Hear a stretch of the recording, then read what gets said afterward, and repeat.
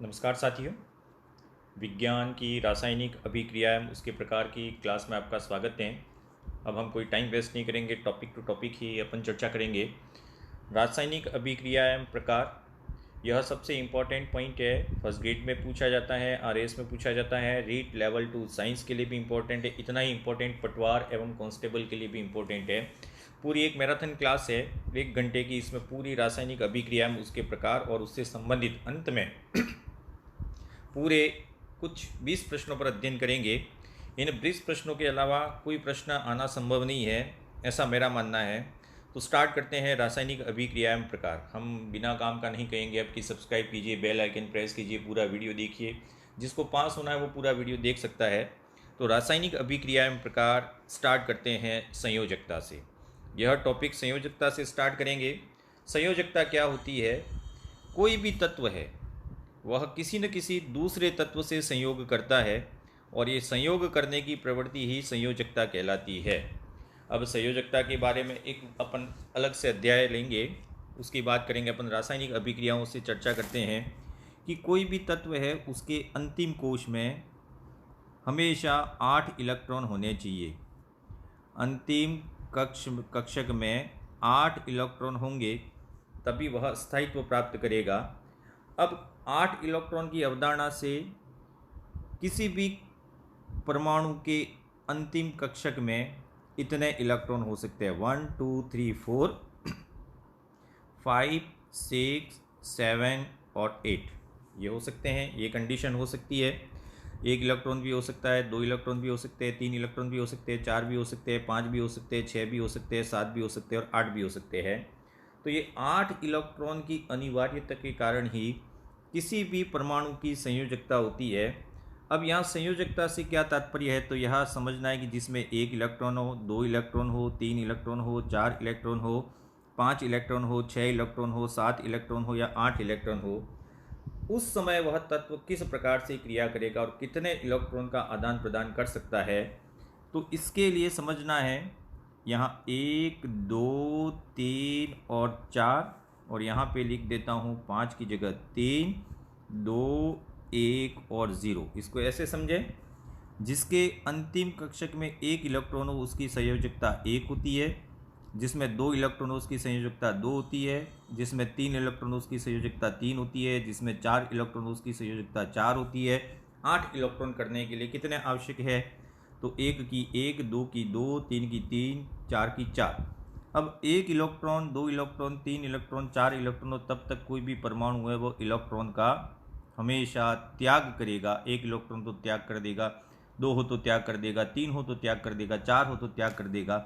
इस प्रकार जिसके अंतिम कोश में 1 2 3 4 इलेक्ट्रॉन, वो इलेक्ट्रॉन का त्याग करता है और उसकी संयोजकता हमेशा धनात्मक होती है। अब 5 6 7 और 8 इलेक्ट्रॉन है, तो 5 है तो उसको 8 करने के लिए 3 की आवश्यकता है, 6 है तो 2 की आवश्यकता है, 7 है तो 1 की आवश्यकता, और 8 है तो कोई इलेक्ट्रॉन नहीं चाहिए।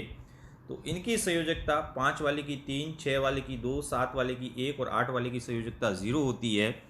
तो यहाँ पे इलेक्ट्रॉन ग्रहण करेगा, 3 इलेक्ट्रॉन ग्रहण करेगा, 2 इलेक्ट्रॉन ग्रहण करेगा, 0 1 इलेक्ट्रॉन ग्रहण करेगा, और यहाँ कोई इलेक्ट्रॉन ग्रहण नहीं करेगा।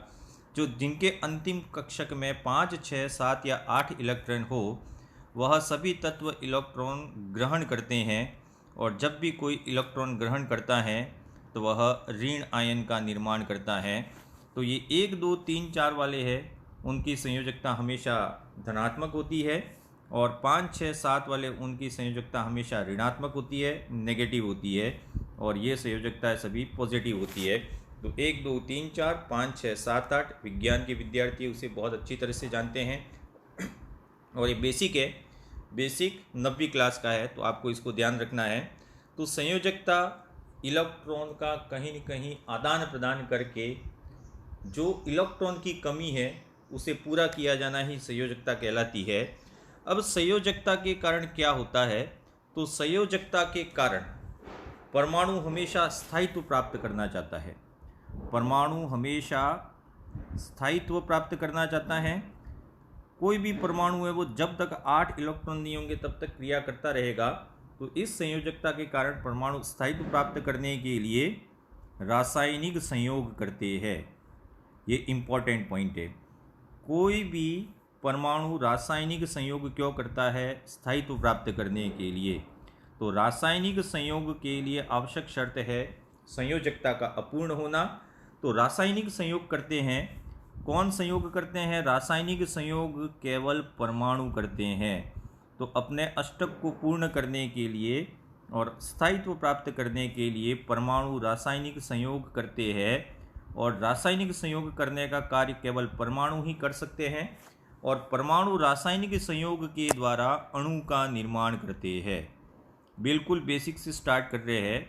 रासायनिक संयोग के द्वारा परमाणु अणु का निर्माण करते हैं, और जब अणु का निर्माण होता है तो अणु का निर्माण होता है वो आबंधन के द्वारा ही होता है। आबंधन का अर्थ हो गया बंध का निर्माण करते हैं। तो कोई भी परमाणु है वह स्थायित्व प्राप्त करने के लिए पहला काम क्या करेगा? रासायनिक संयोग। रासायनिक संयोग से दूसरा स्टेप क्या होगा? अणु का निर्माण करेगा, और अणु के निर्माण के साथ साथ यह आबंधन यानी कि बंध के द्वारा ही अणु का निर्माण करेगा। एक प्रश्न एसएससी सीजीएल ग्रेजुएट लेवल में, कंबाइंड ग्रेजुएट लेवल में पूछा गया था कि एक परमाणु की ऊर्जा और एक अणु की ऊर्जा में क्या अंतर होता है? तो परमाणु की ऊर्जा और अणु की ऊर्जा, इन दोनों की ऊर्जा की बात करें तो परमाणु कभी स्वतंत्र नहीं रह सकता है, वह अति क्रियाशील होता है। अर्थात परमाणु की ऊर्जा अधिक होती है, हमेशा परमाणु की ऊर्जा अधिक होती है, इसलिए परमाणु की क्रियाशीलता भी अधिक होगी। ये बिल्कुल ध्यान रखें, परमाणु की ऊर्जा हमेशा अधिक होती है, इसलिए परमाणु अधिक क्रियाशील होता है। लेकिन जब परमाणु है वह अणु का निर्माण कर देता है रासायनिक संयोग द्वारा, तब अणु की ऊर्जा है वह कम हो जाती है, और जैसे ही अणु बना उसकी ऊर्जा कम हुई तो अणु की क्रियाशीलता अपने आप क्या हो जाएगी? कम हो जाएगी। तो ये प्रश्न ज़रूर याद रखें, परमाणु और अणु की ऊर्जा में अंतर होता है। परमाणु की ऊर्जा अधिक होती है जबकि अणु की ऊर्जा कम होती है। परमाणु की क्रियाशीलता का कारण क्या है? उसकी ऊर्जा का अधिक होना। और अणु की कम क्रियाशीलता का क्या कारण है? तो उसकी ऊर्जा का कम होना। तो ये आबंध बना के इतना काम करते हैं। तो परमाणु में ऊर्जा का अंतर अणुओं से ज़्यादा होता है। लेकिन आपने सुना होगा, कुछ पदार्थ में लिख रहा हूँ, कुछ तत्व के नाम: helium, neon, argon, krypton, xenon और रेडॉन। ये ऐसे तत्व है जिनके अंतिम कोश में पहले से ही 8 इलेक्ट्रॉन होते हैं। 8 इलेक्ट्रॉन पहले से होते हैं, और आपने सुना होगा इनको शून्य वर्ग के तत्व कहा जाता है, जीरो ग्रुप एलिमेंट कहा जाता है। और 1, 2, 3, 4, 5 और 6, ये 6 है। इनमें 8 इलेक्ट्रॉन के कारण इनकी संयोजकता शून्य होती है। यह अधिकतर अक्रियाशील होते हैं, किसी से क्रिया नहीं करते हैं, इसलिए इनको नोबेल गैसेस के नाम से भी जाना जाता है। ये नोबेल गैस के नाम से भी जाने जाते हैं। और हमेशा ये पूछा गया है, यह एक परमाणु होते हैं। ये भी आपको याद रखना है। एक प्रश्न पूछा था, निम्न में से कौन सा एक परमाणु है? तो जितने भी नोबेल गैसेस है वह सभी एक परमाणु होती है। इनके अष्टक पहले से ही पूर्ण होता है। तो अष्टक पहले से ही पूर्ण होने के कारण यह किसी से भी क्रिया नहीं करते हैं। जैसे कि हीलियम में 2 इलेक्ट्रॉन होते हैं, नियॉन में 8, आर्गन में 18 पूर्ण होते हैं, क्रिप्टॉन में 36 पूर्ण होता है अष्टक, जीनॉन में 54 होते हैं, और रेडॉन में 86 इलेक्ट्रॉन होते हैं। तो अंतिम कक्ष में 8 इलेक्ट्रॉन पहले से ही होते हैं, अर्थात इनकी संयोजकता शून्य होती है। अब कोई भी अष्टक पूर्ण करने के लिए कितने तरीके अपना सकता है? कोई भी परमाणु है वह अष्टक पूर्ण करने के लिए कितने तरीकों को अपना सकता है? बहुत आसान है। अष्टक पूर्ण करने के लिए कोई भी परमाणु है वह अष्टक पूर्ण करने के लिए 3 तरीके अपना सकता है। या तो इलेक्ट्रॉन का त्याग करे, ये कंडीशन भी हो सकती है, या फिर इलेक्ट्रॉन का ग्रहण करे, इलेक्ट्रॉन ग्रहण करे, या तीसरा तरीका है न तो इलेक्ट्रॉन का त्याग करे और ना ही इलेक्ट्रॉन ग्रहण करे, अर्थात ये हो गया इलेक्ट्रॉन का साझा करे। कोई भी परमाणु अपना अष्टक पूर्ण करने के लिए 3 ही तरीके हैं वो अपना सकता है: इलेक्ट्रॉन का त्याग, इलेक्ट्रॉन को ग्रहण करना, या इलेक्ट्रॉन का साझा करना। इनके फलस्वरूप क्या होता है, क्या क्या विशेषताएं ध्यान रखनी है। इलेक्ट्रॉन का त्याग कर हमेशा कोई भी परमाणु है वह धन आयन का निर्माण करता है। अगर कोई इलेक्ट्रॉन ग्रहण करता है तो हमेशा ऋण आयन का निर्माण करता है, ऋण आयन का निर्माण करता है। और इलेक्ट्रॉन का साझा उसकी बात अपन बाद में करेंगे। जितने भी धातु है, समस्त धातु है वह इलेक्ट्रॉन का त्याग करके धन आयन बनाते हैं। लेकिन दो अपवाद जोड़ देते इसमें।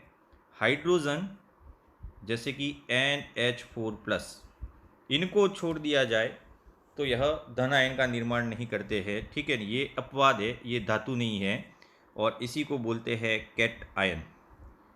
ठीक है, धातु हमेशा कैटायन बनाते हैं। इलेक्ट्रॉन ग्रहण करने वाले सभी ऋणायन बनाते हैं।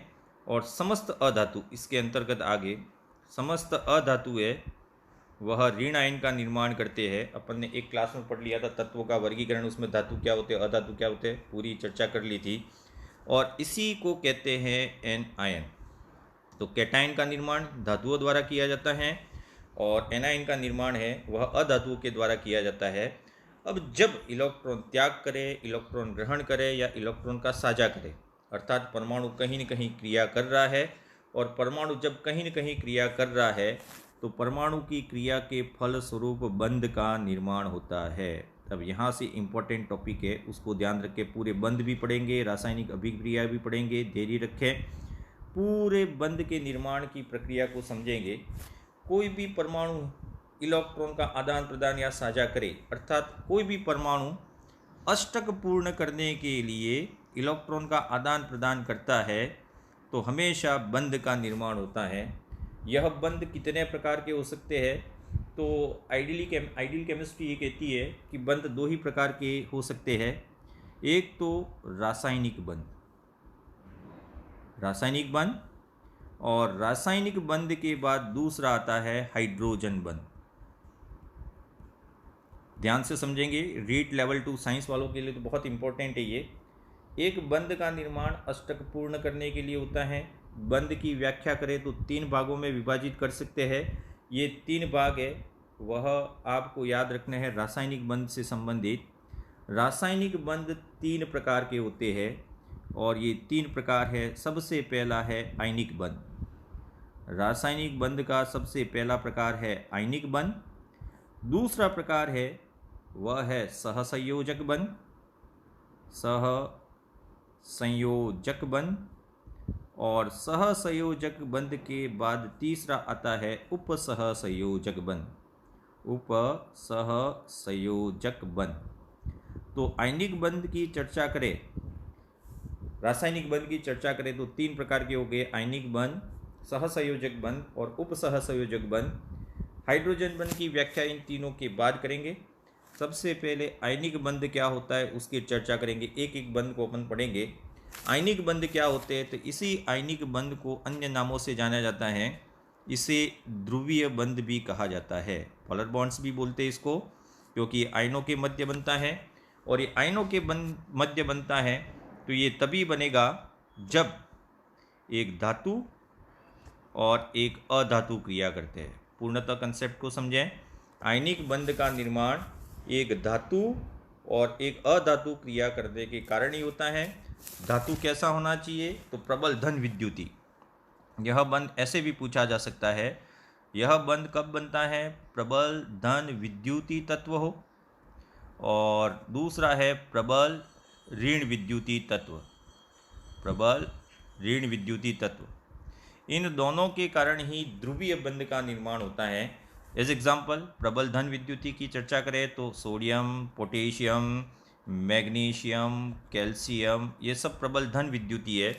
और अगर प्रबल ऋण विद्युती की चर्चा करें तो इसके साथ क्लोरीन एक प्रबल ऋण विद्युती है। क्लोरीन, फ्लोरीन ऋण विद्युती तत्व है। ऑक्सीजन, सल्फर, ये सभी ऋण विद्युती तत्व है। तो आयनिक बंध का निर्माण हमेशा प्रबल धन विद्युती धातु और प्रबल ऋण विद्युती अधातुओं के मध्य ही होता है। अब यहाँ पे एक और बात करें कि जब इस प्रकार के बंध का निर्माण होता है तो इस प्रकार के बंध के निर्माण के पश्चात जो भी अणु बनता है उसका गलनांक हमेशा उच्च होता है। आयनिक यौगिकों के विशेषताओं की बात करें तो इनका गलनांक उच्च होता है। यह जितने भी आयनिक यौगिक है, इंपॉर्टेंट पॉइंट इसको याद रखें, ठोस अवस्था में कुचालक होते हैं। जितने भी आयनिक यौगिक है वो ठोस अवस्था में कुचालक होते हैं और यह बंध अदिशात्मक होते हैं। सबसे इंपॉर्टेंट पॉइंट कि आयनिक बंध होते हैं वह अदिशात्मक होते हैं, इनकी कोई दिशा नहीं होती है। जैसे कि उदाहरण ले ले NaCl। NaCl तो आपने 287 ये कहीं न कहीं पढ़ा होगा, ठीक है, 287 और 281 सोडियम और ये क्लोरीन, यहाँ एक इलेक्ट्रॉन इसने त्याग दिया और इसको एक इलेक्ट्रॉन दिया, तो ये पॉजिटिव में कन्वर्ट हो गया और ये नेगेटिव में कन्वर्ट हो गया, तो NaCl का निर्माण और NaCl एक आयनिक यौगिक हो जाएगा। तो यहाँ 3 पॉइंट आपको याद रखने हैं। आयनिक बंध होते हैं उसे ध्रुवीय बंध कहते हैं। यह किन के मध्य बनता है? धातु अधातु याद नहीं रखे अब। यह प्रबल धन विद्युतीय तत्व और प्रबल ऋण विद्युतीय तत्व के मध्य बनता है और इनके द्वारा आयनिक यौगिकों का निर्माण होता है। और आयनिक यौगिकों के 3 महत्वपूर्ण गुण हैं। इनके गलनांक उच्च होते हैं, ये सभी ठोस अवस्था में कुचालक होते हैं और ये सभी अदिशात्मक होते हैं। Important point. दूसरे बंध की बात करें तो दूसरा बंध है सहसंयोजक बंध। सहसंयोजक बंध। सहसंयोजक बंध की चर्चा करें तो बहुत आसान है। सहसंयोजक बंध कब बनता है? तो आयनिक बंध की बात की थी तो एक धातु और अधातु होता है। यहाँ पे यह बंध दो अधातु और अधातु की क्रिया के द्वारा ही यह बंध बनता है। अब इसमें सबसे ज़्यादा इंपॉर्टेंट पॉइंट्स क्या है उसको समझना है। यह दो अधातु के मध्य बनता है, लेकिन एक प्रश्न पूछा गया था, कौन से दो अधातु जिनकी विद्युत ऋणात्मकता का अंतर बहुत कम हो। इंपॉर्टेंट पॉइंट, विद्युत ऋणात्मकता का अंतर बहुत कम हो। ऐसे दो अधातु जिनके विद्युत ऋणात्मकता का अंतर बहुत कम हो, उन्हीं अधातुओं के मध्य ये बंध बनता है। अब देखें, दो अन्य अलग अलग अधातु के मध्य ये बंध बनता है। और दूसरा है, एक ही अधातु के परमाणु के मध्य भी बन सकता है। एक ही अधातु के परमाणुओं के मध्य भी बन सकता है। 2 पॉइंट इंपॉर्टेंट। सहसंयोजक बंध की 2 शर्तें हैं। दो अधातु के मध्य बनेगा। पहला कब बनेगा? जब उनकी विद्युत ऋणात्मकता का अंतर बहुत कम हो। और एक ही धातु के परमाणु के मध्य भी बन सकता है सहसंयोजक बंध। अब जब ये बंध बनता है तो ये कितने कितने इलेक्ट्रॉन युग्म की, यहाँ इलेक्ट्रॉन युग्म की साझेदारी होगी, इलेक्ट्रॉन की नहीं, पूरा के पूरा एक पेयर है वह डोनेट करेगा। अब कितने इलेक्ट्रॉन युग्म की साझेदारी होगी?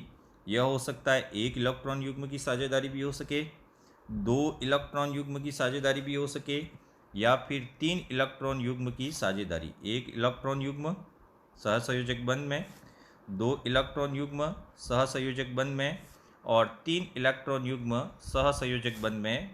ये 3 प्रकार हो सकते हैं और तीनों को ही हम उदाहरण के द्वारा समझेंगे। ये 3 कैसे हो सकते हैं? तो सबसे पहला है हाइड्रोजन और हाइड्रोजन।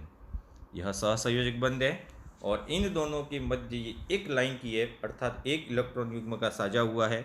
दूसरी बात करें HOH, H2O जिसको बोलते हैं, ये हाइड्रोजन डाइहाइड्रोजन, ये H2O है। यहाँ देखेंगे H और H, अर्थात एक ही धातु के परमाणुओं के मध्य HOH, अर्थात 2 अलग अलग अधातु है उनके मध्य बना।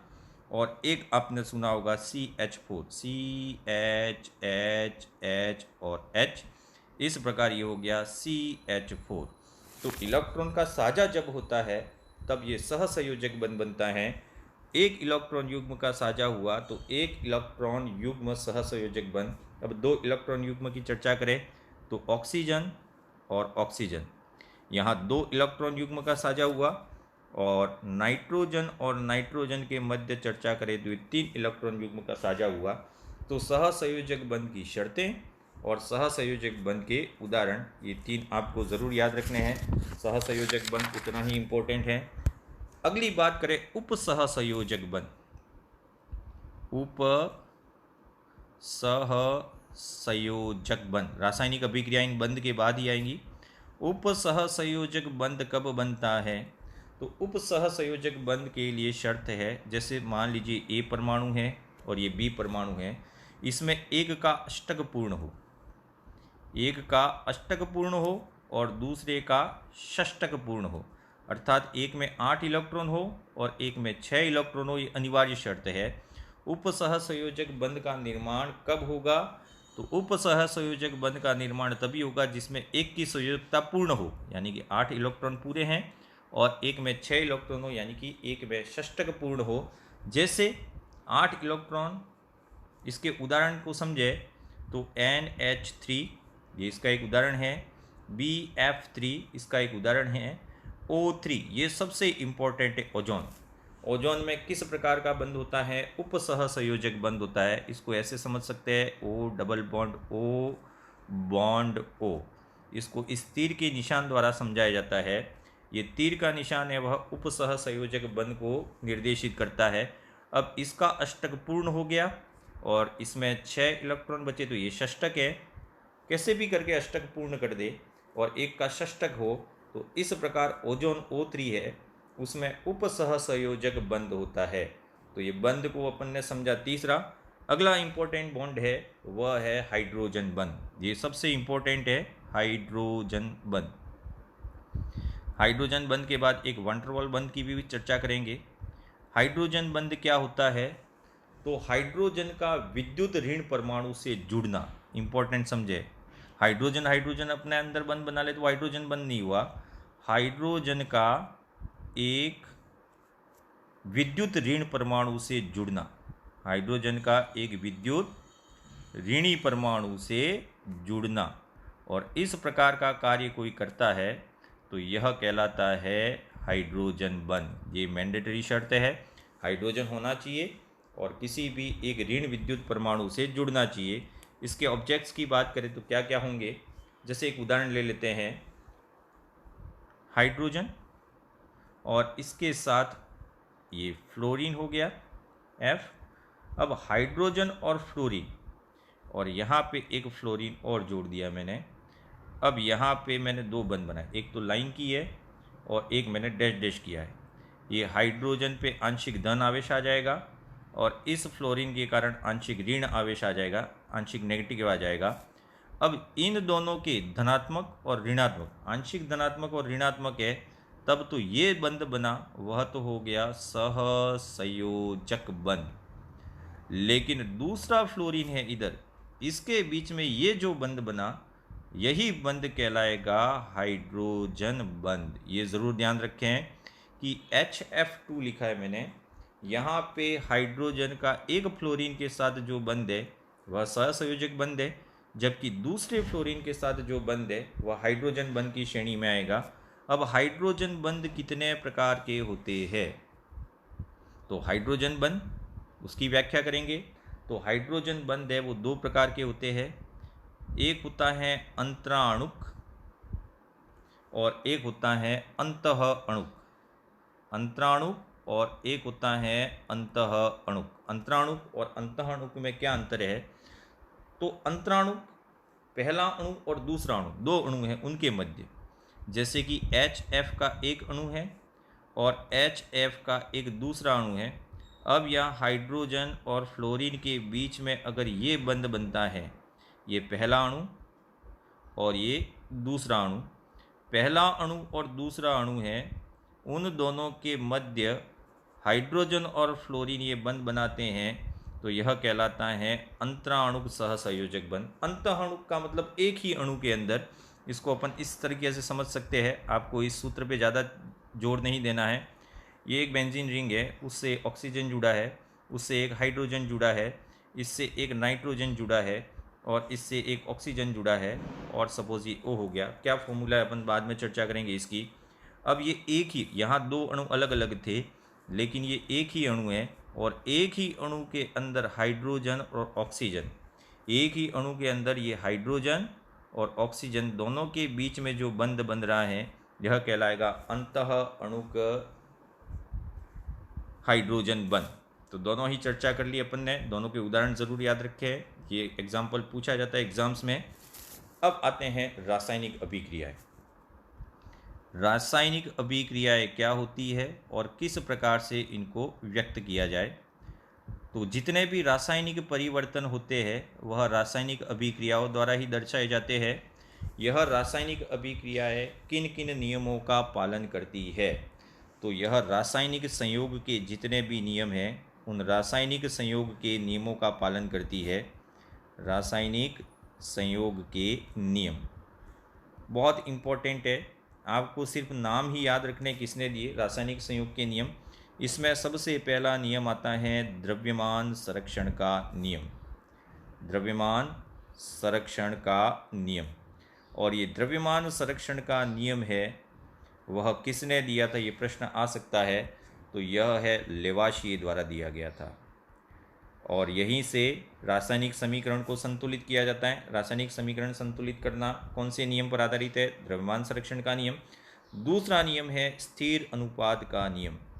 स्थिर अनुपात का नियम, और स्थिर अनुपात का नियम किसके द्वारा दिया गया, ये प्रश्न भी इंपॉर्टेंट है। जोसेफ लुईस प्राउस्ट, किसके द्वारा दिया गया, जोसेफ लुईस प्राउस्ट के द्वारा दिया गया। अगला नियम है गुणित अनुपात का नियम। गुणित अनुपात का नियम, और गुणित अनुपात का नियम देने वाले व्यक्ति कौन थे, ये कौन से वैज्ञानिक थे, तो जॉन डाल्टन। गुणित अनुपात का नियम जॉन डाल्टन ने दिया था। अगला नियम आता है तुल्य अनुपात का नियम। तुल्य अनुपात का नियम, और तुल्य अनुपात का नियम देने वाले वैज्ञानिक कौन थे, तो यह दिया था रीचर ने। और पांचवा नियम आता है गे लुसेक का नियम। गे लुसेक, नाम से ही गे लुसेक नहीं दिया था, गे लुसेक का नियम। ये गे लुसेक का नियम किसकी व्याख्या करता है, तो गैसीय आयतन का नियम कहते हैं इसको, और ये किससे संबंधित है, अवस्था परिवर्तन से संबंधित है। तो जितनी भी रासायनिक अभिक्रियाएं होती है वह रासायनिक संयोग के इन नियमों के अनुसार ही होती है। द्रव्यमान संरक्षण का नियम, स्थिर अनुपात का नियम, गुणित अनुपात का नियम, तुल्य अनुपात का नियम और गे लुसेक का नियम। ये नियम आपको ज़रूर याद रखने हैं। अब इन्हीं नियमों पे आधारित अभिक्रियाएं स्टार्ट करेंगे। अभिक्रियाएं कितने प्रकार की होती है, तो एक एक अभिक्रियाओं से अपन स्टार्ट करेंगे। इसमें सबसे पहला आता है योगात्मक अभिक्रिया। योगात्मक अभिक्रिया क्या होती है, पूरा चैप्टर आपको इस मैराथन क्लास में कंप्लीट हो जाएगा। योगात्मक अभिक्रियाएं क्या होती है, तो योगात्मक अभिक्रियाएं एलिमेंट और एलिमेंट, दो एलिमेंट का जुड़ना, यानी कि दो तत्व हो सकता है। एक एलिमेंट के साथ एक कंपाउंड जुड़े या कंपाउंड के साथ एक कंपाउंड जुड़े। यहाँ ई का मतलब होता है एलिमेंट, सी का मतलब होता है कंपाउंड। तो एलिमेंट और एलिमेंट का मतलब क्या हुआ, दो तत्व जुड़े, तत्व और तत्व के मध्य अभिक्रिया। यहाँ पे तत्व और कंपाउंड का अर्थ हो गया यौगिक, या फिर कोई यौगिक और यौगिक अगर इस प्रकार से क्रिया करके एक यौगिक का निर्माण करें, एक यौगिक का निर्माण करें, एक सिंगल कंपाउंड, ठीक है, इसको ध्यान रखना है, केवल एक यौगिक, तब यह अभिक्रिया कौन सी कहलाएगी, योगात्मक अभिक्रिया। और इसी योगात्मक अभिक्रिया को संयोजन अभिक्रिया या कॉम्बिनेशन रिएक्शन कहते हैं। इस अभिक्रिया में क्या होता है, तो नए बंधों का निर्माण होता है। ये इम्पोर्टेंट क्यों है वो समझेंगे। इस अभिक्रिया में नए बंधों का निर्माण होता है, और जब नए बंधों का निर्माण होता है तो पुराने बंध टूटते भी है। पुराने बंधों का टूटना, पुराने बंध का टूटना और नए बंध का निर्माण, ये दोनों ही अलग अलग टॉपिक हैं, दोनों को आप समझेंगे कैसे होता है। जब दो तत्व, एक तत्व यौगिक और यौगिक यौगिक मिलकर एक यौगिक का निर्माण करें तो योगात्मक अभिक्रिया है। जैसे कि C+O2 विल गिव CO2, ये और ये यौगिक बना एक यौगिक। Mg+O2, इसको बैलेंस नहीं कर रहा हूँ मैं, 2MgO, ठीक है। आगे H2 plus CH2 double bond CH2 will give CH3CH3, ये भी एक तरीका है। और CaO plus H2O will give CaOH whole twice. तो ये दोनों तत्व के मध्य हैं, ये तत्व और यौगिक है और ये दो यौगिक है। तो ये सभी अभिक्रियाएं एक ही यौगिक का निर्माण करती है उत्पाद के रूप में, तो यह योगात्मक अभिक्रिया कहलाती है। अब बंधों के टूटने और बंधों के निर्माण से क्या क्या होता है, तो बंध टूटते हैं और निर्मित होते हैं, तो इसी के अंदर उस एक अभिक्रिया का प्रकार आ जाएगा ऊष्माक्षेपी अभिक्रिया और दूसरा आ जाएगा ऊष्माशोषी अभिक्रिया। ये कोई अलग से अभिक्रिया नहीं है, योगात्मक अभिक्रियाओं के कुछ और गुणों को सम्मिलित कर ले तो यही ऊष्माक्षेपी और ऊष्माशोषी अभिक्रियाओं में विभाजित हो जाती है। यहाँ क्या होता है, ऊष्माक्षेपी में बंध का निर्माण होता है। ये प्रश्न कैसे पूछे गए वो समझना आपको। अगर बंध का निर्माण होगा ज़्यादा, टूटने से ज़्यादा, तो ऊष्माक्षेपी होगा। और बंध का टूटना, अब कौन सी प्रक्रिया ज़्यादा होती है, अभिक्रिया उस प्रकार की हो जाएगी। नए बंध के निर्माण से हमेशा ऊर्जा ज़्यादा निकलेगी। अब इसको ऊष्माक्षेपी किसे कहें, तो नए बंधन की, यहाँ नए बंधन को मैं लिख देता हूँ NB न्यू बॉन्ड और ओल्ड बॉन्ड, वो भी ओल्ड बॉन्ड हो गया। नए बंधन की ऊर्जा ज़्यादा है पुराने बंध से, तब ये ऊष्माक्षेपी कहलाएगी और इससे आसपास के वातावरण का ताप बढ़ता है। ये इम्पोर्टेंट है, ऊष्माक्षेपी अभिक्रिया से वातावरण का ताप बढ़ता है। इसके विपरीत कर दें, बंध का टूटना मतलब न्यू बॉन्ड की एनर्जी कम है पुराने बॉन्ड से, ओल्ड बॉन्ड से, तब यह ऊष्माशोषी अभिक्रिया कहलाती है और इससे वातावरण का ताप है वह घटता है। तो ये अभिक्रिया हो गई कौन सी, योगात्मक अभिक्रियाएं। इतना इम्पोर्टेंट है बंध का निर्माण, बंध का टूटना। इसकी और भी एग्जाम्पल्स हो सकते हैं, इतने एग्जाम्पल तो मैंने यहाँ लिखे हैं। और कुछ एग्जाम्पल है वो PDF के रूप में हमारे टेलीग्राम चैनल पे हम आपके इस वीडियो के नीचे लिंक डाल देंगे, वहाँ से आप इसको प्राप्त कर लें। अगली अभिक्रिया की चर्चा करें तो वह है अपघटन अभिक्रिया।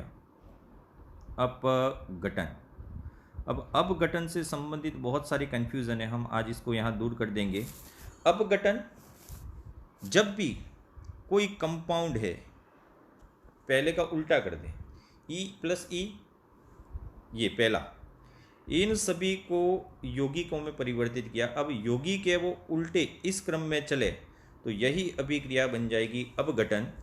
जैसे कि मान लीजिए एक कंपाउंड है, वह 3 तरीकों में टूट जाए, अपने तत्वों में टूट जाए, या फिर अपने तत्व या यौगिक में टूट जाए, या 2 यौगिकों में टूट जाए, तो यह अपघटन अभिक्रिया कहलाती है। लेकिन ये टूटेगा कैसे, तो इसके टूटने के 3 कारण हैं। या तो वह ऊष्मा के द्वारा टूट सकता है, प्रकाश के द्वारा टूट सकता है, या प्रकाश के अलावा यह विद्युत के द्वारा भी टूट सकता है। तो ऊष्मा के द्वारा टूटे तो इसे ऊष्मीय अपघटन, प्रकाशीय अपघटन और इसे विद्युतीय अपघटन कहते हैं। एक एक की बात करेंगे। सबसे पहला है विद्युत अपघटन। यहाँ से स्टार्ट करेंगे कि जब कोई यौगिक है वह अपने तत्वों में टूट जाए विद्युत की सहायता से, तो उसी को कहा जाता है विद्युत अपघटन, इलेक्ट्रोलाइसिस बोला जाता है। विद्युत अपघटन हमेशा किसका होता है, आयनिक यौगिकों का। विद्युत अपघटन हमेशा आयनिक यौगिकों का ही होगा। तो आयनिक यौगिक जब अपने मूल तत्व या दूसरे तत्व या कंपाउंड में टूटते हैं तो वह विद्युत अपघटन के द्वारा ही टूटते हैं। जैसे कि एक एग्जांपल ले ले, 2H2O, अगर इसका इलेक्ट्रोलाइसिस किया जाए तो ये 2H2 + O2 में डिसोसिएट हो जाएगा। दूसरा है 2NaCl, जब 2NaCl का इलेक्ट्रोलाइसिस किया जाए तो 2Na + Cl2। इस क्रिया में एक तो कैथोड होगा और एक होगा एनोड। ये प्रश्न कई बार कंफ्यूज करता है। कैथोड पे हमेशा धातु प्राप्त होती है और एनोड पे हमेशा अधातु प्राप्त होती है, ये ज़रूर ध्यान रखें। अपघटन अभिक्रिया में जब विद्युत अपघटन किया जाए तो कैथोड पर किसका निक्षेपण होगा, धातु का, और एनोड पे किसका निक्षेपण होगा, अधातु का। तो अपघटन विद्युत के द्वारा भी हो सकता है। दूसरा है ऊष्मीय अपघटन। ऊष्मीय अपघटन और वियोजन। यहाँ पे मैं आपको एक चीज़ बताना चाहता हूँ, जो अधिकतर कहते हैं कि हम पढ़ा रहे हैं बाकी सब गलत पढ़ा रहे हैं, लेकिन यहाँ बेसिक कंसेप्ट को इसको समझे। ऊष्मीय वियोजन एवं अपघटन दो अलग अलग शब्द है। वियोजन अलग है एवं अपघटन अलग है। डिसोसिएशन एंड डिकम्पोजिशन दोनों का अर्थ अलग अलग है। ऊष्मा के द्वारा वियोजन भी अलग अर्थ में प्रयुक्त होता है और ऊष्मा के द्वारा अपघटन भी अलग अर्थ में प्रयुक्त होता है। जैसे एक एग्जांपल ले ले, CaCO3 कैल्शियम कार्बोनेट है। जब यह CaO प्लस CO2 में परिवर्तित हो जाए तो ये अपघटन है और ये ऊष्मीय अपघटन कहलाता है। लेकिन अंतर क्या है वियोजन और अपघटन में? तो वियोजन और अपघटन में बहुत सारा अंतर है, ये ध्यान रखें। सपोज AB एक कंपाउंड है और बाय गिविंग हीट यह चेंज हो गया A प्लस B में, और एक दूसरा ही कंपाउंड है, सपोज ये A और B है, दूसरा AB है, by giving heat it will convert in A plus B। अगर ये ऐसा हो जाएगा, अब यहाँ शर्त क्या है वो समझे। वियोजन क्या होता है और अपघटन दोनों ही अलग अलग है।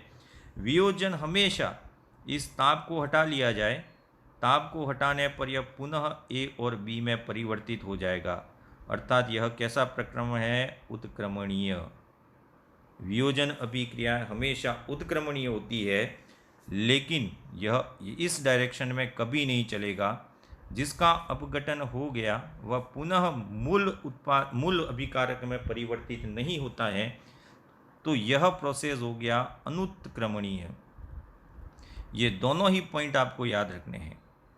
वियोजन अभिक्रियाएं हमेशा उत्क्रमणीय होती है, जबकि अपघटन अभिक्रियाएं वो हमेशा अनुत्क्रमणीय होती है। ये सबसे ज़्यादा इम्पोर्टेंट है, इसको आपको याद रखना है। और तीसरे प्रकार का अपघटन, पहला पढ़ लिया अपन ने विद्युत, दूसरा पढ़ लिया अपन ने ऊष्मीय, और तीसरा है प्रकाश अपघटन। प्रकाश के द्वारा अगर कोई यौगिक है वह अपने मूल भागों में विभाजित हो जाए, जिसे प्रकाश अपघटन बोलते हैं।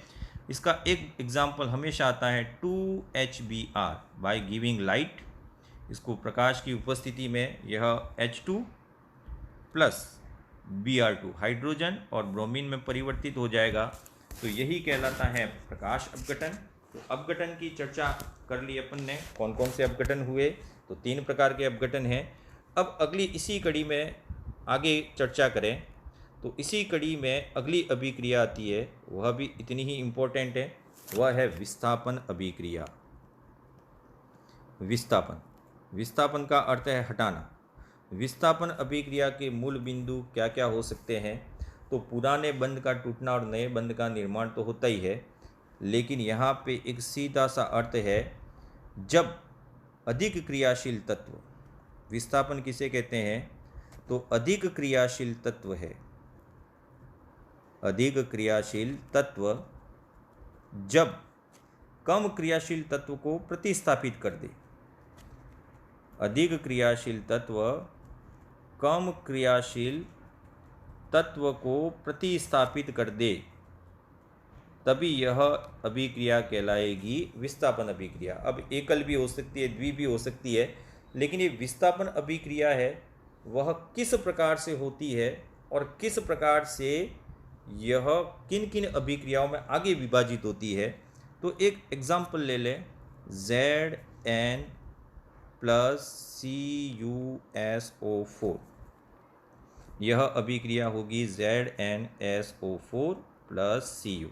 यहाँ समझे, Zn इसने इस SO4 को इस Cu से प्रतिस्थापित कर दिया। Zn अधिक क्रियाशील है तो SO4 को अपने साथ जोड़ दिया, लेकिन इसको सीधा ऐसे कर दें, Cu plus ZnSO4, it will give, कोई नहीं बनेगा, नो रिएक्शन। क्यों नहीं होगी? क्योंकि Cu है वह Zn से कम क्रियाशील है, तो ये कम क्रियाशील है तो Zn अधिक क्रियाशील है, इसके साथ जो मूलक जुड़ा उसे प्रतिस्थापित नहीं कर सकता। अधिक क्रियाशील तत्व है वह कम क्रियाशील तत्व को ही प्रतिस्थापित कर पाता है, तो Zn अधिक क्रियाशील है तो Cu को यहाँ से हटा दिया, लेकिन Cu में इतनी औकात नहीं है कि Zn को यहाँ से प्रतिस्थापित कर दे। अब जब भी इस प्रकार की अभिक्रिया होती है, विस्थापन अभिक्रिया, जैसे कि मान लीजिए AgNO3 प्लस NaCl, ठीक है, AgNO3 प्लस NaCl, ये विस्थापन ही है, लेकिन दो मूलक आपस में विस्थापित हो रहे हैं, तो ये बनाएगा AgCl प्लस NaNO3। लेकिन यहाँ पे जब कोई विस्थापन अभिक्रिया हो और कोई भी अविलेय पदार्थ का निर्माण हो, जैसे कि यहाँ AgCl है, इस विस्थापन अभिक्रिया में AgCl अविलेय पदार्थ के रूप में, ये इसको ज़रूर याद रखें, यह अविलेय पदार्थ के रूप में प्राप्त होता है और ये अविलेय पदार्थ का निर्माण होता है, यही कहलाता है अवक्षेप। और इसी विस्थापन अभिक्रिया का एक प्रकार हो गया अवक्षेपण अभिक्रिया, बिल्कुल याद रखें, यह कहलाती है अवक्षेपण अभिक्रिया। तो विस्थापन अभिक्रिया का ही एक भाग है अवक्षेपण अभिक्रिया, और यही विस्थापन अभिक्रिया है, सपोज मान लिया जाए यही विस्थापन अभिक्रिया है, इसमें इसी विस्थापन अभिक्रिया में अगर जल का निर्माण हो जाए, इसी विस्थापन अभिक्रिया में जल का निर्माण हो जाए, जैसे कि एक अम्ल है और अम्ल के साथ एक क्षार की क्रिया कराई जाए, तो आप जानते हैं ये अम्ल और क्षार मिलकर क्या बनाते हैं, लवण, और जल का निर्माण करते हैं, जैसे कि NaOH plus HCl will give NaCl plus H2O। तो ये अभिक्रिया हुई, इसमें जल का निर्माण हुआ, इसीलिए इसको बोलते हैं उदासीनीकरण अभिक्रिया। अब समझे, विस्थापन अभिक्रिया का ही एक भाग कौन सा हुआ, तो विस्थापन अभिक्रिया का एक भाग कौन सा हो गया, अवक्षेपण अभिक्रिया। ये अलग से अभिक्रिया नहीं है, अवक्षेपण। और विस्थापन अभिक्रिया का एक दूसरा रूप कौन सा हुआ, उदासीनीकरण अभिक्रिया। तो ये अपन ने विस्थापन अभिक्रिया के बारे में चर्चा कर ली। अब अगली अभिक्रिया की बात करें, पुनर्व्यवस्थापन अभिक्रिया, सबसे इम्पोर्टेंट, मेरी दृष्टि में सबसे ज़्यादा इम्पोर्टेंट यही है, पुनर्व्यवस्थापन अभिक्रिया। पुनर्व्यवस्थापन अभिक्रिया।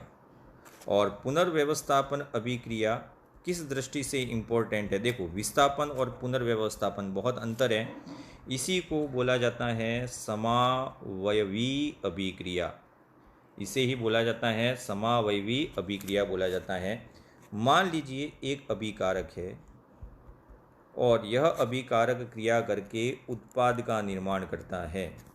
अभिकारक और उत्पाद ये दोनों निर्माण हुआ, लेकिन अभिकारक का अणुसूत्र और उत्पाद का अणुसूत्र अगर दोनों ही समान हैं तो इसको बोलेंगे पुनर्व्यवस्थापन अभिक्रिया। एकमात्र अभिक्रिया है, इसको बिल्कुल ध्यान रखें, NH4CNO जानते ही होंगे, इसको क्या बोलते हैं, अमोनियम साइनेट। यह है अमोनियम साइनेट। इस अमोनियम साइनेट की क्रिया कराई जाए, अगर ये क्रिया करे स्वतः, तो ये NH2CO NH2 में परिवर्तित हो जाता है। अब इसका नाम आपको हमें बताना ही है, लेकिन दोनों को अगर यहाँ देखें तो इसका जो अणुसूत्र है वो यहीं पे है। तो इस प्रकार से जब अभिकारक और उत्पाद दोनों के अणुसूत्र सेम हो, सिर्फ अपनी संरचना, अपनी व्यवस्था को बदल दें, तो यही कहलाती है पुनर्व्यवस्थापन अभिक्रिया। अगली इंपॉर्टेंट अभिक्रिया है ऑक्सीकरण एवं अपचयन अभिक्रिया। ऑक्सीकरण एवं अपचयन, ऑक्सीकरण और अपचयन को मिला दे तो ये बन जाती है रेडॉक्स अभिक्रिया। ऑक्सीकरण और ऑक्सीकरण के साथ है अपचयन। ऑक्सीकरण और अपचयन, रिडक्शन और ऑक्सीडेशन, तब ये बन जाता है रेडॉक्स अभिक्रिया। क्या होती है ऑक्सीडेशन और क्या होती है रिडक्शन, तो एक सारणी से समझ जाएंगे, बहुत आसान टर्म है इसकी भी। ऑक्सीकरण और अपचयन, तो यहाँ ऑक्सीकरण और यहाँ अपचयन की व्याख्या करेंगे। अगर कोई धन आयन का निर्माण होता है, धन आयन का निर्माण, अब धन आयन का निर्माण कब होगा, तो धन आयन का निर्माण कब होगा, जब इलेक्ट्रॉन का त्याग किया जाए। तो जब भी कोई परमाणु है वह इलेक्ट्रॉन का त्याग करे और धन आयन का निर्माण करे, तो यह अभिक्रिया ऑक्सीकरण कहलाती है। जैसे कि Na ने एक इलेक्ट्रॉन का त्याग कर दिया और कन्वर्ट हो गया Na+ में, और इलेक्ट्रॉन एक त्याग कर दिया, तो Na का Na+ में बदलना कौन सी अभिक्रिया हो गई, ऑक्सीकरण अभिक्रिया हो गई। अब इसमें संयोजकता जैसे कि Zn है, इस Zn ने 2 इलेक्ट्रॉन त्याग दिए, तब ये Zn+2 में कन्वर्ट हो गया, 2 इलेक्ट्रॉन त्याग हो गए। तो यहाँ इम्पोर्टेंट है इलेक्ट्रॉन का त्याग करना और धन आयन का निर्माण करना। और जैसे जैसे जैसे जैसे इलेक्ट्रॉन का त्याग होता है संयोजकता का मान क्या होता है, बढ़ता है। तो संयोजकता का मान बढ़े, संयोजकता का मान बढ़ना, तो संयोजकता का मान बढ़ना ही कौन सी अभिक्रिया कहलाएगी, ऑक्सीकरण अभिक्रिया कहलाएगी। इसके साथ है ऑक्सीजन का संयोग, ये छोटे छोटे कंसेप्ट है। ऑक्सीजन जुड़े तो भी ऑक्सीकरण है। इसके साथ विद्युत ऋणात्मक तत्व की वृद्धि हो, नेगेटिव कोई भी तत्व है वह बढ़ता जाए तब भी ऑक्सीकरण है। लेकिन ऊपर वाले 2 पॉइंट है वो आपको ध्यान रखना है, हाइड्रोजन हट जाए तो भी ऑक्सीकरण है। यहाँ पे है धन आयन का निर्माण, तो यहाँ हो जाएगा ऋण आयन का निर्माण। उल्टा हो गया, ऋण आयन का निर्माण हो तो अपचयन अभिक्रिया है। इसी को उल्टा कर दें ऑक्सीकरण को सभी को, तो ये अपचयन बन जाती है। जैसे Na+ है, उसने 1 इलेक्ट्रॉन ग्रहण किया, तब ये Na में बदल गया, मतलब धन में कमी होना और या ऋण आवेश का बढ़ना। जैसे कि Zn+2 है, उसने 2 इलेक्ट्रॉन वापस ग्रहण किए और वापस Zn में परिवर्तित हो गया। तो संयोजकता का मान जहाँ घटे, संयोजकता का मान घटना, और संयोजकता का मान घटता है, इसका मतलब वह कौन सी अभिक्रिया है, वह अपचयन अभिक्रिया है। यहाँ ऑक्सीजन जुड़ता है तो ऑक्सीजन का हटना अपचयन अभिक्रिया है, हाइड्रोजन का जुड़ना अपचयन अभिक्रिया है। इसके साथ ही विद्युत ऋणात्मक तत्व में अगर कमी आए तो यह भी कौन सी अभिक्रिया, अपचयन है। जैसे कमी वाला समझ ले, SnCl2 है और यहाँ SnCl4 में बदल गया, तो Cl की मात्रा में वृद्धि हुई तो ये ऑक्सीकरण हो गया। इसका उल्टा कर दे तो ये अपचयन हो जाएगा। तो इसको दोनों को मिला दे तब रेडॉक्स अभिक्रिया का निर्माण होता है। लेकिन इसको एक उदाहरण से समझ लेंगे, बहुत ईजीएस्ट एग्जाम्पल है, अक्सर परीक्षा में आता है। Fe2O3 + 3CO, ध्यान से समझे इसको, विल गिव 2Fe + 3CO2। इस अभिक्रिया में क्या क्या आप देख रहे हैं, तो ये रिडक्शन अभिक्रिया है, रिडॉक्स अभिक्रिया है। इस रिडॉक्स अभिक्रिया में क्या क्या परिवर्तन हो रहे हैं, तो देखें यहाँ Fe2O3, यानी कि Fe के साथ ऑक्सीजन था, लेकिन इधर जाते ही ऑक्सीजन नहीं है, ऑक्सीजन हट गया। ऑक्सीजन हट गया इसलिए ये कौन सी अभिक्रिया, यहाँ तक अपचयन। किसका अपचयन हुआ, Fe2O3 का अपचयन हुआ और किस में परिवर्तित हो गया, 2Fe में।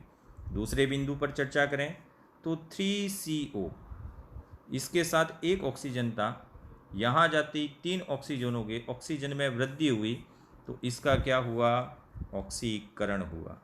तो ये दोनों ही अभिक्रियाएं हैं, ऑक्सीकरण और अपचयन। अब दोनों ही अभिक्रियाओं में आपको अपचायक कौन सा है और ऑक्सीकारक कौन सा है, तो जिसका अपचयन हो रहा है वो ऑक्सीकारक है, तो ये इसका अपचयन हो रहा है तो ये क्या हो जाएगा, ऑक्सीकारक। और किसका ऑक्सीकरण हो रहा है, इसका, तो ये हो जाएगा अपचायक। अब ये कुल अभिक्रिया होगी। अब कुछ विशेष प्रकार की अभिक्रिया, ऑक्सीकरण अपचयन आप समझ गए होंगे, कुछ विशेष प्रकार की अभिक्रियाएं जैसे कि धातुओं का संक्षारण, इसको आपको ज़रूर याद रखना है, धातुओं का संक्षारण। धातुओं का संक्षारण भी एक प्रकार की अभिक्रिया है, लेकिन धातुओं का संक्षारण में अधिकतर पूछा जाता है लोहे पर जंग लगना। लोहे पर जंग लगना किस प्रकार की अभिक्रिया है, तो ये भी एक रासायनिक अभिक्रिया है। और किसका निर्माण होता है लोहे पर जंग लगने पर, तो ये प्रश्न 2 तरीके से पूछा गया है। लोहे पर जंग लगने पर एक तो फेरिक ऑक्साइड का भी निर्माण होता है, एक इस पे ध्यान न रखें, हर किताब में केवल फेरिक ऑक्साइड लिखा हुआ है। फेरिक ऑक्साइड के साथ साथ दूसरा बनता है फेरिक हाइड्रोक्साइड। दोनों ही जंग के ये 2 घटक है, फेरिक हाइड्रो ऑक्साइड, दोनों का ही निर्माण होता है, फेरिक ऑक्साइड के साथ फेरिक हाइड्रोक्साइड। अब जंग से सुरक्षा करने के लिए क्या करेंगे, ये प्रश्न 9वीं कक्षा में या 10वीं कक्षा में है। एक है गैल्वेनीकरण। गैल्वेनीकरण का मतलब किसका उपयोग करना है, जिंक का प्रयोग करना है। दूसरा है टीन या क्रोमियम की परत चढ़ाकर, टीन या क्रोमियम की परत चढ़ाकर लोहे को जंग लगने से बचाया जा सकता है, इसकी परत से भी। अब लोहे पर जंग लगना, तांबा और चांदी है, उस पर भी ये संक्षारण होता है। दूसरा पॉइंट आता है विकृत गंधिता, यानी कि गंध का विकृत हो जाना, गंध है वो दुर्गंध में बदल जाए। यह कब होता है? जब तेल है या वसा है, इस तेल और वसा का ऑक्सीकरण हो जाए, तब यह कहलाता है विकृत गंधिता। जैसे कि चिप्स के पैकेट होते हैं, अब चिप्स के पैकेट में कहीं न कहीं तली हुई चीज़ें हैं, तो ये ऑक्सीजन से क्रिया करके ख़राब हो जाती है, इसलिए चिप्स के पैकेट में कौन सी गैस मिलाई जाती है, प्रश्न भी पूछा गया है। तो चिप्स के पैकेट में कौन सी गैस मिलाई जाती है? नाइट्रोजन। तो ये अभिक्रिया हुई। अभिक्रियाओं के साथ एक लास्ट पॉइंट बचता है, लास्ट पॉइंट है उत्प्रेरक। उत्प्रेरक, कहीं न कहीं ये गुण आप सब में होगा, उत्प्रेरक। उत्प्रेरक क्या होते हैं? तो उत्प्रेरक ऐसे पदार्थ हैं रासायनिक अभिक्रिया के वेग में परिवर्तित करते हैं, लेकिन स्वयं अप्रभावित रहे। इसको ऐसे समझें, सपोज मान लीजिए ए और बी की अभिक्रिया होनी है, लेकिन हो नहीं रही है या फिर बहुत तेज हो रही है, तो इसमें हमने कोई भी एक ऐसा पदार्थ मिला दिया, ये वाला, यह रासायनिक अभिक्रिया में वेग में परिवर्तन करता है। तो उत्प्रेरक क्या है? ऐसे पदार्थ हैं जो रासायनिक अभिक्रिया के वेग में परिवर्तन करते हैं। अब यहाँ पे तेज करते वो नहीं लिखा या मंद करते वो नहीं लिखा है, रासायनिक अभिक्रिया के वेग में परिवर्तन कर दें। तो रासायनिक अभिक्रिया के वेग में परिवर्तन करें, ये परिवर्तन दो तरीके से हो सकता है, धनात्मक भी हो सकता है और ऋणात्मक भी हो सकता है, यानी कि बढ़ा भी दें या कम भी कर दें, दोनों ही चीज़ें हो सकती है।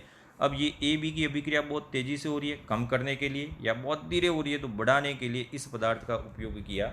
तो रासायनिक अभिक्रिया के वेग में परिवर्तन के लिए जो पदार्थ उपयोग में लिए जाते हैं वो उत्प्रेरक हैं, लेकिन स्वयं अप्रभावित रहते हैं, उनकी खुद की प्रकृति में कोई परिवर्तन नहीं होता, स्वयं अप्रभावित रहते हुए रासायनिक अभिक्रिया के वेग में परिवर्तन करते हैं।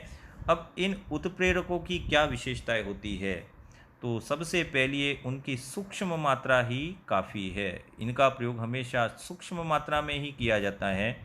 दूसरी विशेषता की बात करें, एक अभिक्रिया के लिए एक उत्प्रेरक ही काम आता है, एक अभिक्रिया और एक उत्प्रेरक। जैसे कि एक ताले को खोलने के लिए उसकी विशिष्ट चाबी होती है, वैसे ही एक अभिक्रिया के लिए एक उत्प्रेरक ही काम आता है, लेकिन सबसे ज़्यादा इम्पोर्टेंट, यह अभिक्रिया प्रारंभ नहीं करते हैं, केवल वेग को परिवर्तित करते हैं। ये ज़रूर ध्यान रखें, उत्प्रेरक कभी भी अभिक्रिया को प्रारंभ नहीं करते, ये प्रश्न इम्पोर्टेंट है, कभी प्रारंभ नहीं करते हैं, केवल वेग में परिवर्तन करते हैं। ये बिल्कुल इम्पोर्टेंट पॉइंट है, कभी प्रारंभ नहीं करते, वेग में परिवर्तन करते हैं, ये आपको ध्यान रखना है। और यह ताप से प्रभावित होते हैं, टेम्परेचर से बिल्कुल प्रभावित होंगे, ताप से प्रभावित होते हैं, ये पॉइंट बिल्कुल याद रखें। सूक्ष्म मात्रा, एक अभिक्रिया एक उत्प्रेरक, ये अभिक्रिया के को प्रारंभ नहीं करते, केवल वेग में परिवर्तन करते हैं, और ये ताप से प्रभावित नहीं होते हैं। अब उत्प्रेरक कितने प्रकार के होते हैं और उत्प्रेरकों का वर्गीकरण, तो दो तरीके से उत्प्रेरक पढ़ने हैं, अवस्था के आधार पर उत्प्रेरक कितने प्रकार के होते हैं और कार्य के आधार पर। तो दोनों का ही वर्गीकरण एक स्लाइड में कर देते हैं, अवस्था के आधार पर और दूसरा है कार्य के आधार पर। अवस्था के आधार पर उत्प्रेरक दो प्रकार के होते हैं, सबसे पहला है समांगी उत्प्रेरक, समांगी, और दूसरा उत्प्रेरक आता है विषमांगी उत्प्रेरक, समांगी और विषमांगी उत्प्रेरक। समांगी और विषमांगी में समझ लें, अभिकारक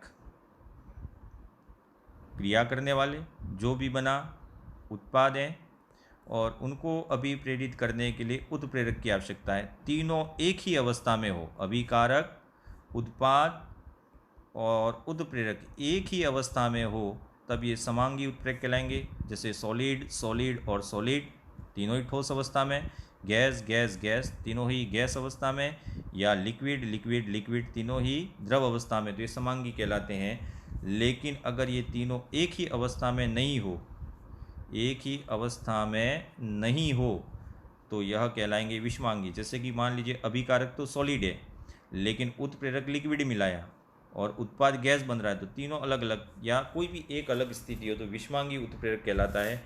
कार्य के आधार पर उत्प्रेरक कितने प्रकार के होते हैं? तो कार्य के आधार पर एक उत्प्रेरक होता है धनात्मक उत्प्रेरक। धनात्मक जो अभिक्रिया की दर को क्या कर दे, रेट ऑफ रिएक्शन को इंक्रीज कर दे, बढ़ा दे। तो इसका उल्टा हो जाएगा ऋणात्मक उत्प्रेरक। ऋणात्मक उत्प्रेरक का अर्थ क्या हो गया? जो अभिक्रिया की दर को घटा दे।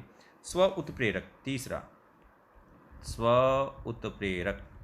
स्व उत्प्रेरक का अर्थ हुआ कि जब अभिक्रिया चल रही है और एक उत्पाद बना और यही उत्पाद है वह उत्प्रेरक का काम करे, तब ये स्व उत्प्रेरक कहलाता है। चौथा आता है जैव उत्प्रेरक। जैव उत्प्रेरक, बायो कैटलिस्ट। जैव उत्प्रेरक जो जैव रासायनिक अभिक्रिया को प्रभावित करे, जैव रासायनिक अभिक्रिया को प्रभावित करे।